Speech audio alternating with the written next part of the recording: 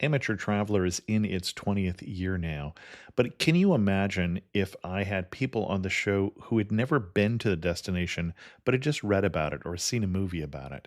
That wouldn't make any sense at all, and you wouldn't listen. We all know how important it is to receive advice from people who know a destination to get the most authentic local experience.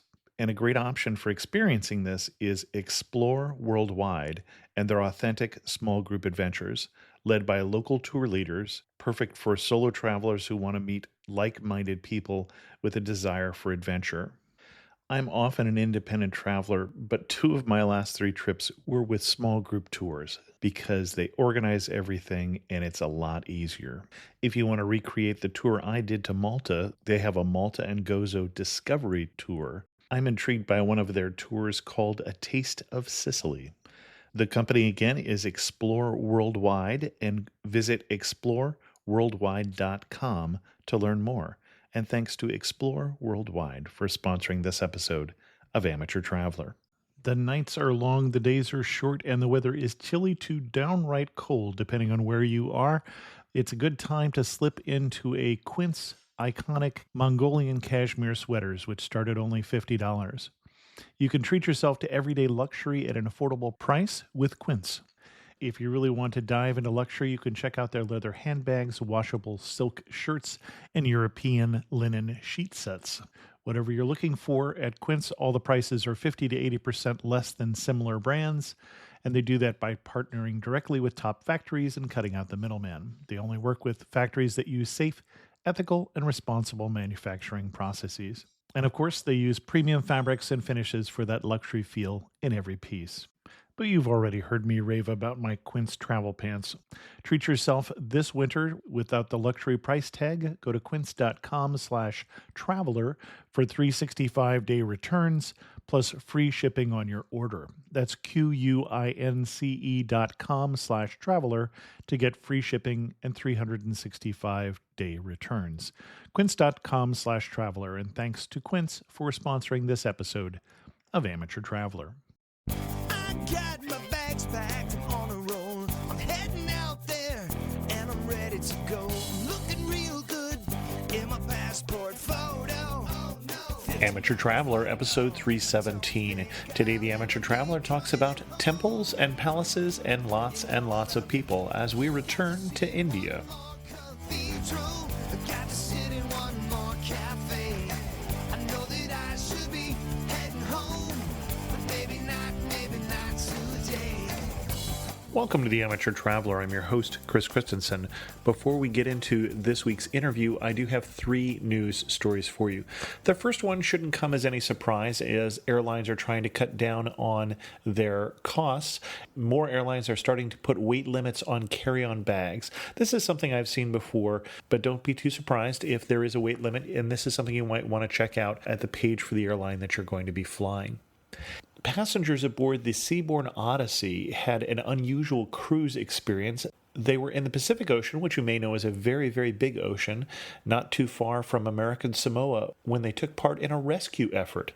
The ship happened by some very lucky fishermen who had been drifting in the Pacific Ocean for 3 weeks.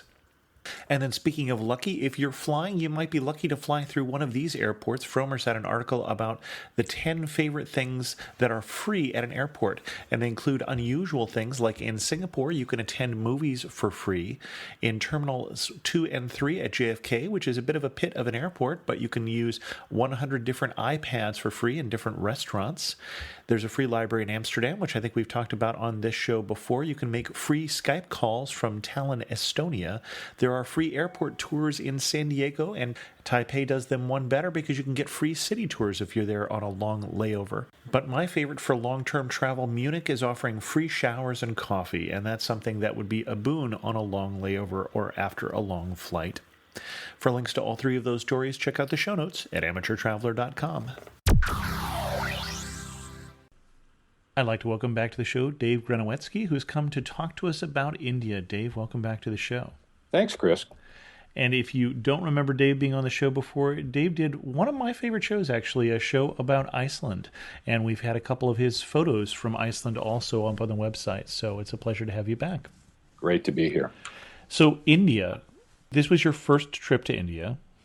Yeah, our next door neighbors are from India, and they've been hounding us forever to make a trip with them to India, and we finally relented. Although we only ended up spending a few days with them in India, they were pretty memorable days, and really glad that we finally followed through.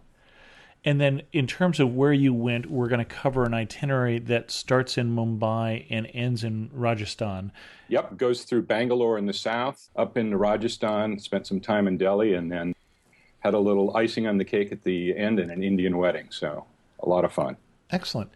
So why don't you walk us through your itinerary and what you would recommend based on what you learned for an itinerary of this sort of central part of India crossing from west to east? Yeah, well, we landed first in Mumbai and went from Mumbai down south to Bangalore and spent 4 or 5 days in the Bangalore area seeing some amazing things. Then bounced back up to Mumbai just for a change of planes, then to Udaipur, then to Jaipur, out to the jungles in Ranthambore, and ended up in Delhi with the obligatory side trip to Agra to see the Taj Mahal. And then let's do that a little more slowly because otherwise we're done. Yeah. In Mumbai, what do you recommend people see in Mumbai? What did you get a chance to see? Well, I think the amazing thing is we are super big planners and we work really hard and do all our homework and get everything ready to go. And basically, I think the rule that you need to understand in India is do your homework, but then throw the itinerary out the window because basically India sets the pace and there's nothing you can do to change the pace. I would say that we probably planned to see about twice as many places as we ended up seeing, and that was just fine because just the pace of India is part of the thrill of India. I would say the best thing to do is don't ever think about driving yourself. Get a driver everywhere. They're very inexpensive, and they're basically yours for the day, and they'll do anything you like. And so at India, when we landed in Mumbai, we got a night's sleep and got taken to the Gateway of India, which is a huge arch, which you've seen probably in many pictures of India, built to welcome King George and Queen Mary in the early part of last century. And from there, we were dumped from the cab, from our car, and sent off to the docks to buy tickets to go out to Elephanta Island, which is a World Heritage Site. These amazing caves that were built in the 5th to 8th century, Hindu and Buddhist caves, where they're carved huge temples out of the rock. So everything used to be one piece of rock, and now it's a cave that goes into the rock. And just an amazing place. And I think the fun part for us of the trip is because we weren't on an organized tour, we never saw another tourist basically in 3 weeks. Every place we were, it was Indian folks and us. And the Indian folks seemed to be great travelers themselves, at least within India. So there were lots of tourists, but very few non-Indian folks. So we were dumped in the middle of the masses, and literally the masses at the port gateway of India, and had to negotiate our way around. But the great news is very, very friendly people everywhere. And I think one of the real surprises is that English works very, very well in India. Now, you mentioned the pace. So the restriction there being you looked at the map and you said, well, it's only 25 miles from here to here, so we can do that. And then later on that day, we could do something else. And it just took longer to get around? It just completely takes longer to get around. And we also, on the second day we were in Mumbai, it was the day of the Mumbai Marathon. And streets were closed everywhere, and our driver, who was a great driver and had backup plans on top of backup plans, my favorite quote almost of the trip was he turned around and looked at us and said, "My shortcuts have become long cuts." And so just to go 10 miles might take 40 or 50 minutes. Okay. But there's just a lot to see. So we went back into town, and over the course of the next couple of days, we visited a place where Gandhi's headquarters for 17 years. And you'll hear along the course of this trip, we visited a lot of places that played parts in Gandhi's life. And this was his home at Mani Bhavan, where he spent the early part of the century. And we saw one of his rooms, just a pad on the ground, a low writing desk, a spinning wheel, and basically no other possessions. Very revered guy in the country, and his legacy is everywhere. It's interesting, the spinning wheel, because I remember from watching the movie about his life, what a big proponent he was of the homespun garments so that you didn't have to rely on the imported fabric. Yeah. Interesting. Yeah, he's a really, really interesting guy. I think one other thing that's kind of interesting for the American eye is to go to the beach, and the beach is a big part of Mumbai, and we went to Juhu Beach, which is a very, very popular place, and it was a really crowded beach. The one difference from America is everyone was fully clothed. Very modest folks, and they enjoy going to the beach and getting in the water, but they're completely dressed. Interesting. And what did you have to put off in Mumbai for your next trip because of the realization you had to slow it down? Well, there were several temples. The Ganesh temple, which is one we wanted to get to, and that's a place that on a busy day, which apparently it was when we were there, they get as many as 100,000 people. Oh, my. And we looked at the line, and apparently as a tourist, you can essentially buy your way to the front of the line, but we didn't think that that was kind of the appropriate thing to do. So we kind of enjoy doing things as the locals do, but I don't think we had enough time to do it in the local fashion on that trip. Okay. Now, a lot of people who've been to India say that it was overwhelming, that their initial response to India was that it just assaulted all the senses. That's totally the case. And I think if you're not a really traveled person, that sense of overwhelmingness could easily morph into a little bit of fear. But when you realize that there's just a lot of people and they're all trying to get somewhere and they're all going in different directions, kind of organized chaos, and nobody's out to really get in your face or get in your way, there is some kind of aggressive commercialism going on. A lot of people want to sell you a lot of things, but you just say no and keep going. So luckily, we've traveled enough that, we never kind of trended into any scary feelings, but certainly overwhelming. Every one of your senses is turned all the way up to 11. It takes a bit of getting used to. I'm just thinking where the last time we had you on talking about Iceland, are there two countries that are more different in character? Yeah, 300,000 people in all of Iceland and probably 300,000 per block in Mumbai. Okay. And then anything else you saw in Mumbai? Well, we kind of rallied and then met our friends from the U.S. Our neighbors flew over and met us, and we hopped on a plane and went down to Bangalore, which was going to basically serve as the hub for a number of visits. They're members of the Jain religion. Okay. And one of the things that what they wanted to do in India, and I'm really glad we did, is we took a side trip from Bangalore to a place called Shravanabelagola, which is a Jain pilgrimage site, which has a huge monolith on top of the hill of one of the Jain deities. And it's a very important site to them. And we had to hike up what is pitched as 1,000 stairs to get to the top of this mountain. It turns out it's closer to 600, but 1,000, I think, sells a little better in the brochure. And we got up to the top of this thing, and there's this huge statue of this deity that's almost 60 feet high out of a solid piece of granite, and just a gorgeous site with a beautiful view of the surrounding temples and lakes and holy places, and just really, really worthwhile doing. And also got us for the first time on the trip out of the city and into palm trees and very rural area and people driving their animals down the highway, and just an amazing set of contrast to what we'd seen in the hustle and bustle of Mumbai. What surprised you?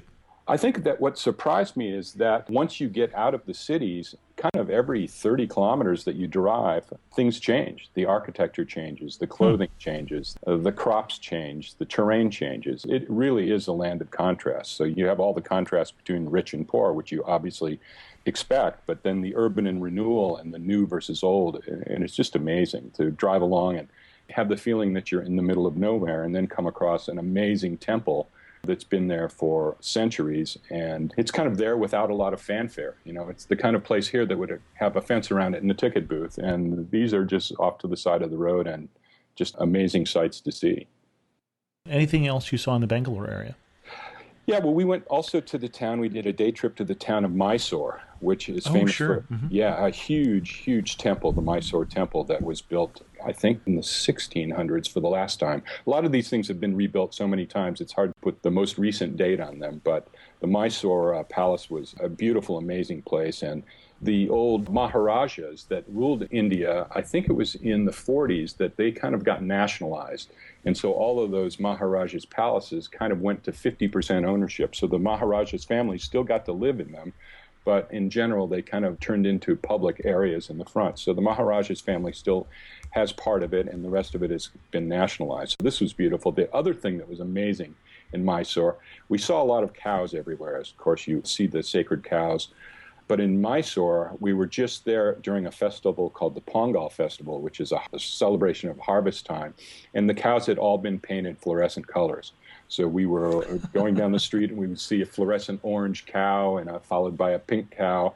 And it was just a totally amazing sight to see, and a real twist on the cows that we saw in the rest of India. So fluorescent cows were not on our expected list.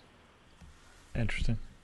Now, Mysore, the sultans in Mysore, and I'm trying to remember whether they were part of the ruling Islamic leaders or not, and that's what I'm coming up blank with, that ruled India for so long. Yeah, you're clearly a bigger student of history than I am, so we'll have to leave that one to Wikipedia to solve. But I mean, there clearly is an amazing mix of Hindu, Sikh, Muslim in the country, and the various religious groups, for the most part, seem to get along in really close harmony. And it was interesting because we had different drivers and different guides in different parts of the tours and different parts of the country. And I think the kind of slant on the day's events always depended on whether you had a Sikh or a Hindu or a Muslim guy taking you around. So it was really fun to get a different view of everything. But everybody seemed to be very respectful of the other religious groups.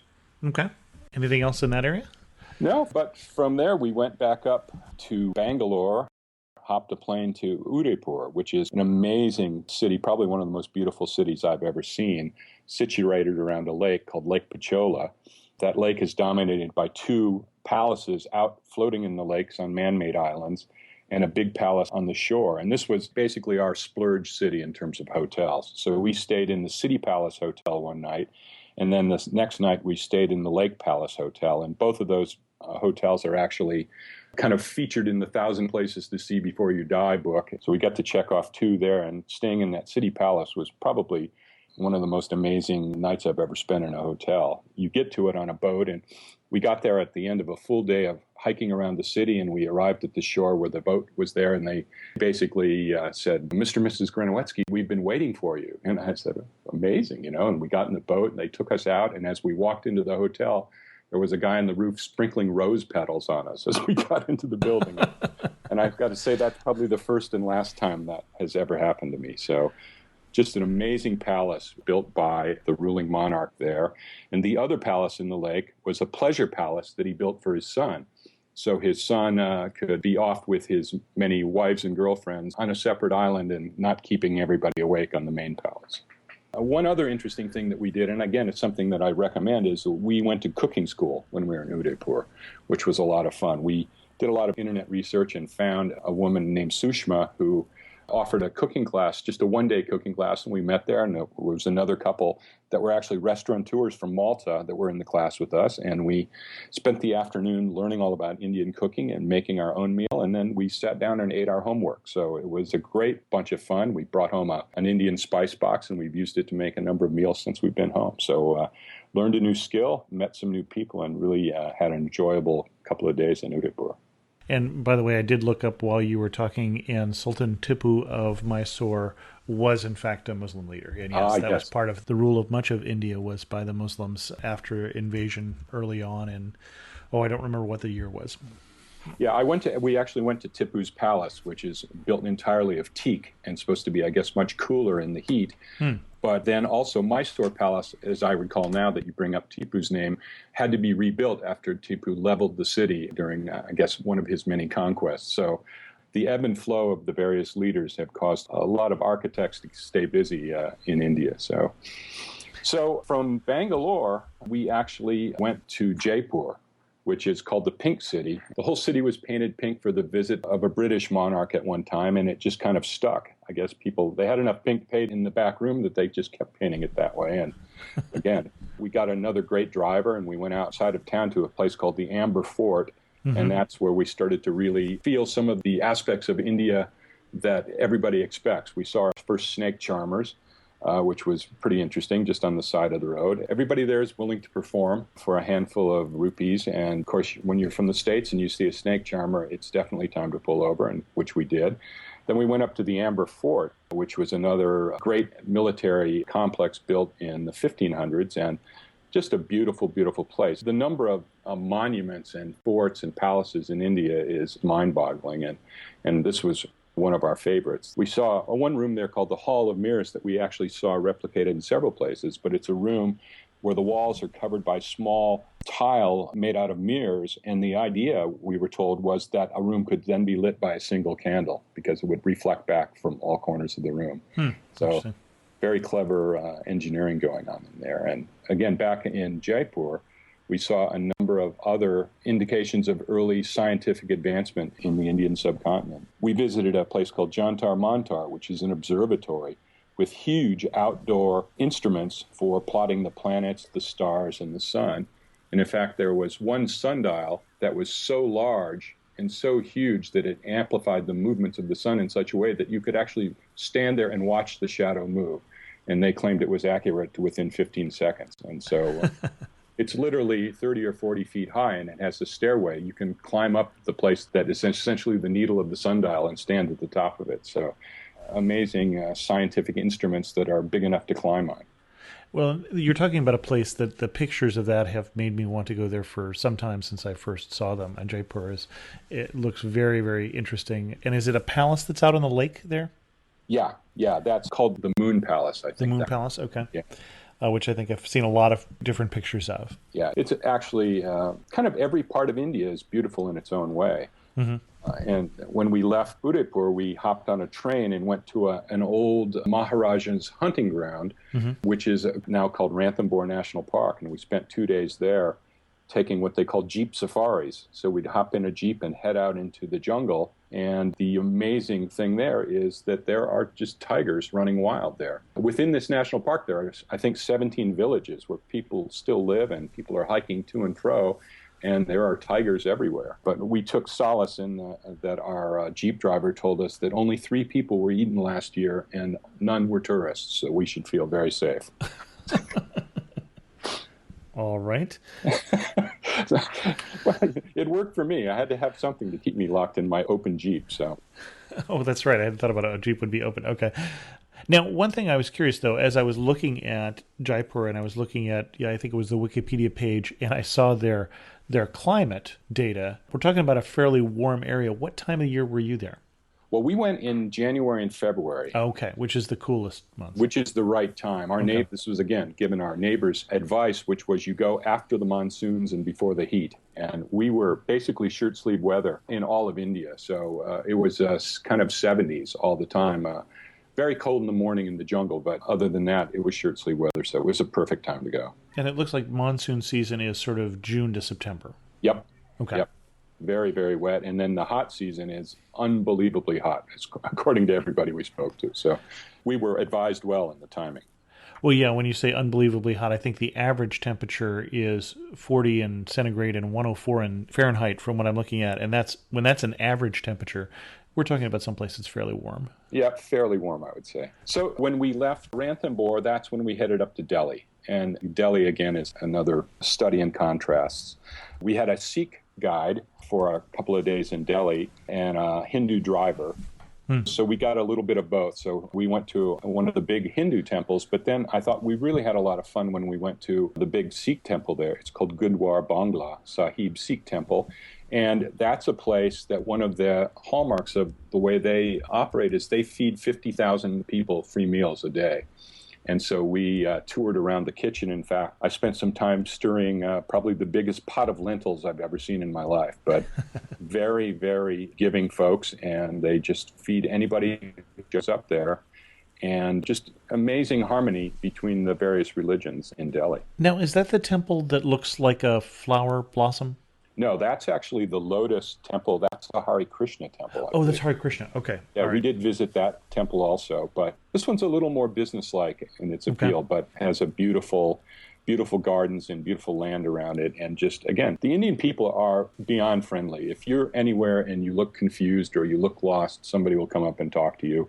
They may try to sell you something, but they're also willing to give you help. So we really, really enjoyed the people that we met in India. We're just about to the end of the trip, but we visited the spot where Gandhi was martyred, as they say there, assassinated in, I think, 48. And his last footsteps leaving his room, which looked very much like the room we saw at Mani Bhavan in Mumbai. Again, very simple room, a mat on the floor, a spinning wheel, and a low table. But his last footsteps as he walked from that room out to the place where he was going out to pray in the morning and where he was struck down by the assassin, those show up in the concrete. So they've recreated his last steps, and it's a very kind of somber and solemn place. And later on in the trip, we actually, on the last day, went to the place where his cremation was held, and that's still a very revered site for the folks in Delhi. So while we were in Delhi, we visited the Jama Masjid Mosque. So it's the largest mosque in all of India. And we saw relics there that they have hidden in a back room that they were happy to show us, where they had a footprint, a piece of beard hair, and a sandal of Muhammad. So that's a very holy spot for those folks in Delhi. And that mosque was built by the same emperor that built the Taj Mahal in Agra. So It's a very beautiful place. And that's in the heart of Old Delhi, which really is the Delhi that you think of when you think of the movies, with the streets full of camels and people and push carts and all that sort of stuff. It is hectic beyond belief, and just amazing, massive people that all seem to get where they want to go with a very minimum of interaction. So we had to take the obligatory, and I say obligatory because it's one of those things, when you think about it, the Taj Mahal, you kind of wonder, well, is this just the tourist trap of India? And the answer is, it is probably one of the most amazing places I've ever seen. We had a moment of panic because we had a train booked.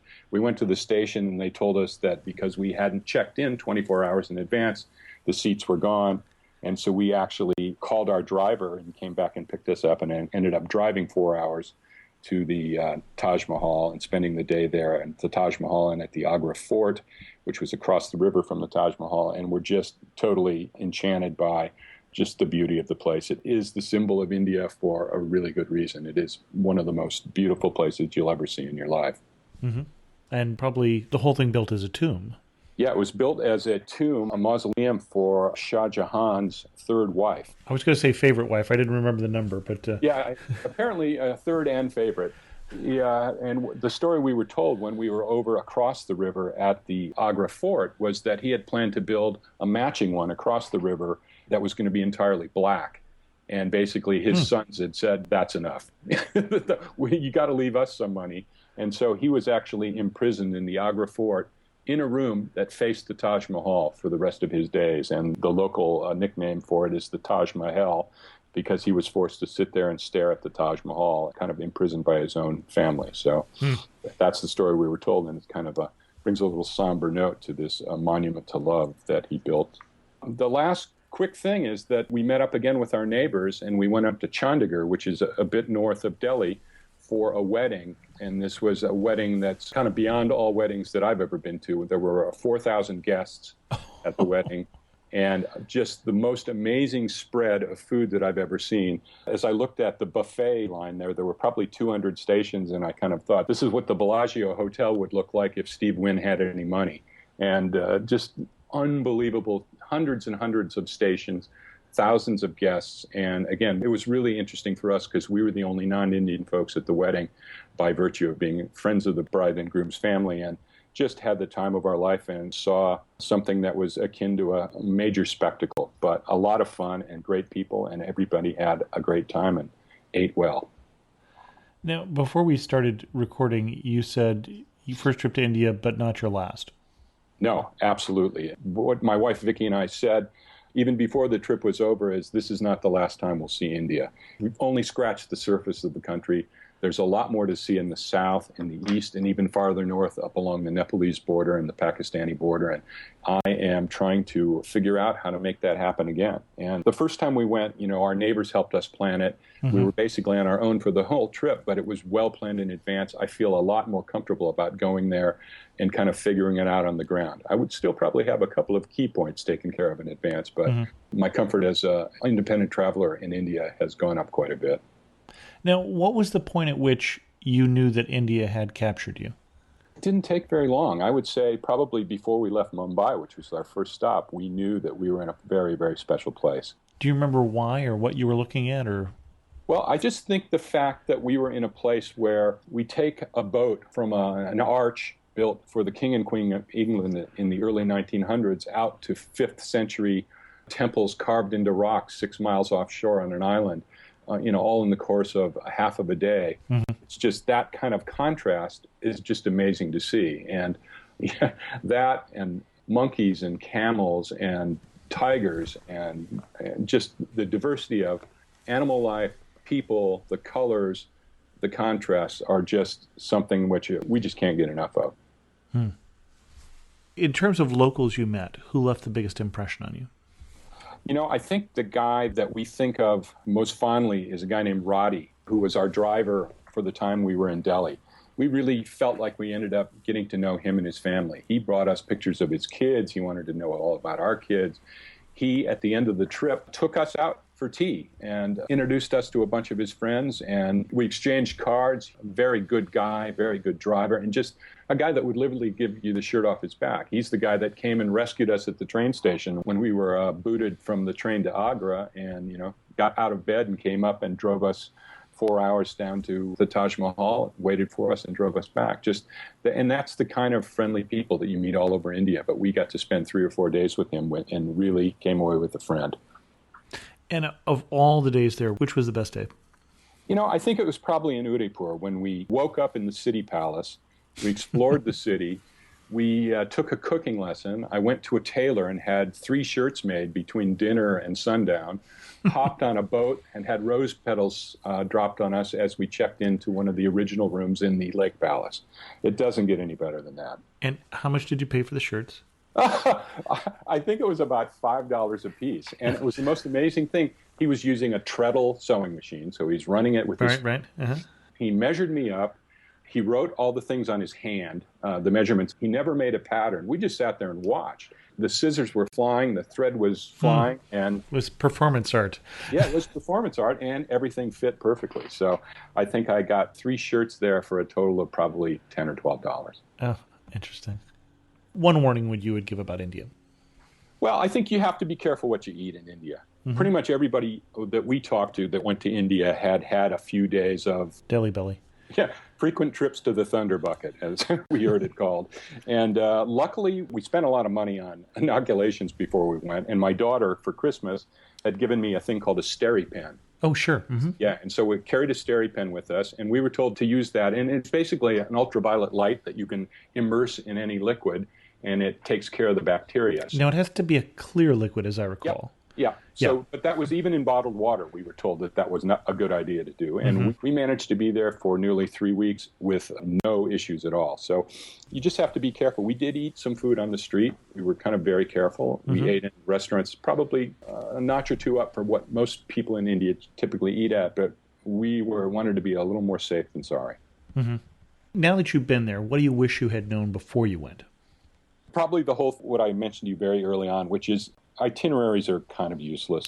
Just be prepared to call audibles. I mean, every day, when I look back, getting ready to talk to you about this trip, when I look back at what we had planned and what we did, it looks like 2 different lists entirely. And so the trick is to have a good driver who knows the city, and you just turn yourself over to them. Say, these are the things we'd like to do, but take us where you want. And we put ourselves at the hands of our drivers, and we were really happy with the way everything worked out. But it certainly wasn't the minute-by-minute itinerary that we usually use in our kind of power traveling modes. Now, I'm curious, what did you get to because you said that to the driver that you hadn't even thought of seeing? That's interesting. We went to a place in Jaipur called the Monkey Palace, which was really interesting, which was he drove us up a side road, and we got out and we walked probably a mile or so to a palace where the chief deity was a huge monkey. Mm-hmm. So a Hindu. Yeah, but really interesting. And even if you were there on an organized tour, I doubt that anybody would go to these kind of places. We also ended up seeing something that was advertised as the oldest rock on Earth, which I'm not sure how that's verified. But when we were in Bangalore, we went to the Lalba Botanical Gardens, the centerpiece of which is a rock that they say is 3,000 million years old. So I don't know if that's a Guinness World Book of Records number, officiated number or not, but he was pretty proud of it, and we appreciated that. So they just know what works and what doesn't work. And when you plot your course in the various tour books, probably it would work if there was no traffic, but there's never no traffic. Right, sure. Well, I don't know if they have the oldest rock in the world, but as a history buff, I mean, one of the reasons that I'd like to see India is that as far as we know, the oldest cities in the world were in India. Ah, yep. So a lot of history. Really amazing place. When did you feel closest to home, most familiar, and when did you feel furthest from home? Well, let me start with furthest from home. I think furthest from home was in an open Jeep at 6 in the morning. As tiger bait, okay. As tiger bait. And the guy reached out. He heard an animal yelp, and he said, that's a cry of distress. There's a tiger in the area. So we just pulled over, and we just sat. And he reached out, he saw the tiger, and they're orange, and you would think, I can see a tiger if it's near me, and the answer is you can't. And he said, watch this, look over in that direction. He reached out and he snapped a twig. And when he snapped a twig, that tiger just came to. And because the snapping twig is the sound of prey walking towards the tiger, and that just got his attention. Amazing. So actually going out and acting as bait for tigers is, I felt, probably as far away from the U.S. as possible. Yeah, I'm not sure that the appropriate thing to do is make sound like prey, but, Yes. that's just me. Okay. Yeah, and I was thinking, because I knew the question was going to come as to when did you feel closest to home, and the answer is basically never. There's no calibration point that matches up with anything that's been in my experience. I've traveled all over the world and been to a lot of cultures with hustle and bustle, but nothing compares to this. And it's nothing like the U.S., and that's probably the reason we like it so much. Interesting. One thing that makes you laugh and say only in India. I think that the one thing is when you're in the traffic, first of all, for the first 2 days when you're driving in a car, your number one, the fight-flight mode is in full effect because it looks like you're in an imminent head-on collision nearly every 5 seconds. And when you get up to a traffic light or what passes for a traffic light, everybody just widens out. Oh, sure. Yeah, I've seen that before. Okay. You're feeling like you're at the starting gate with horses, cattle, camels, possibly elephants, definitely those little tuk-tuk taxis and a couple of cars. And it's when the light changes, you're just in a race. But So you used to be on a 4-lane highway, and as people stop for the light, it's a 12-lane, 15, 16-lane. Yeah, okay. Absolutely. And but the funny thing is that on like day 3 or 4, we stopped flinching. It's amazing that you can actually get used to impending doom. And the drivers, what they told us was the 3 things you need in India for driving are a good horn, good brakes, and good luck. Besides your stereo pen, one thing that you would tell people to pack before they go to India? We packed a lot of travel guides, as usual, and we had 3 or 4, and we travel a lot, and our kids knew we were heading to India after Christmas, so travel guides were the gift of the year that year, and we carried several with us, and we also did a lot of cutting and pasting from various internet articles and things that we pulled together. So I think get a good idea of the things you want to do, take a good guidebook, and be prepared to change your itinerary at a moment's notice. And with the guidebooks, were there any things that you went that the guidebooks recommended and you personally wouldn't have recommended them?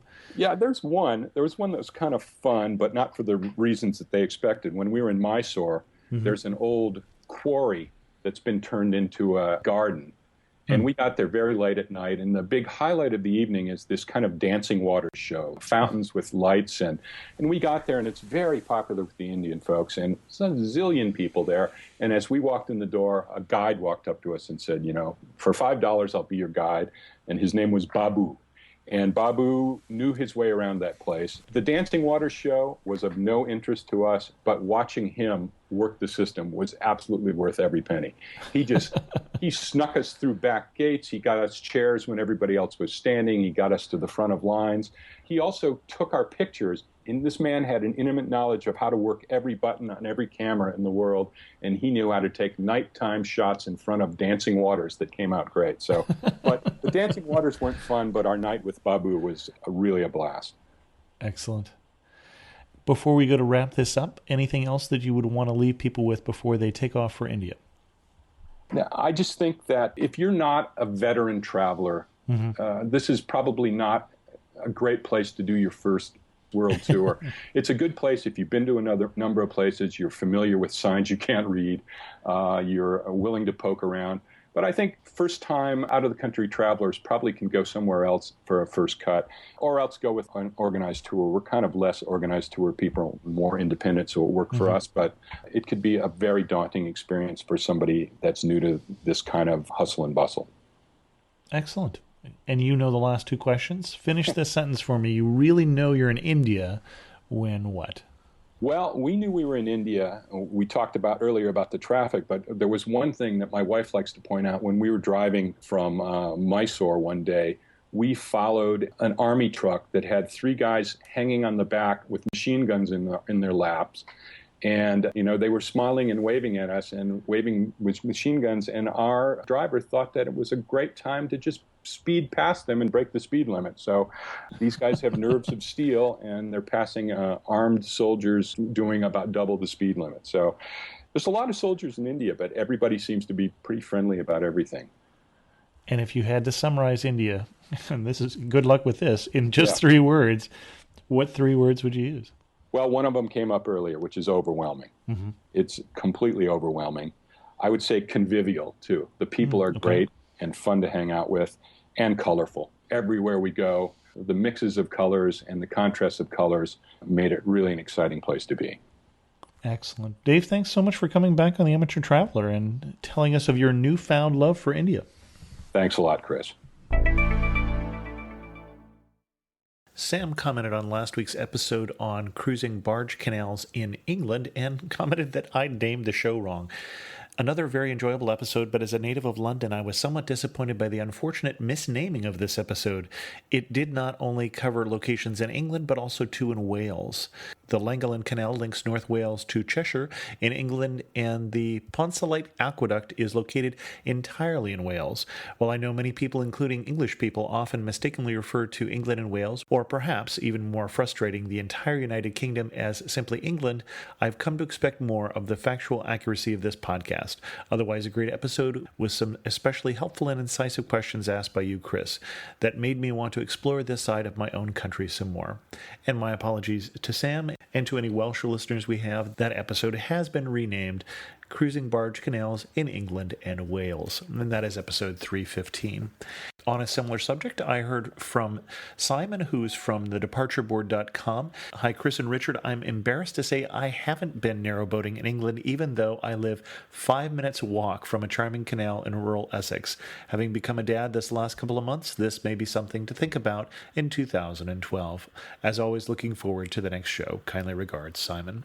Thanks to Sam and to Simon. Another community experience that I had this week is David, who was our guest on this episode, and I finally met, even though we had to talk twice between when this episode was recorded and was published. We had a chance to get together for coffee, and I would like to encourage other people who are listeners of the show, and especially people who have been guests on the show, if you're in the San Jose, California area, drop me an email and maybe we can get together.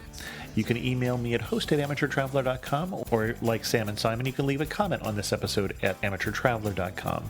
You can also follow me on Twitter at Chris2X or join in the community on Facebook at facebook.com/amateurtraveler. And as always, thanks so much for listening.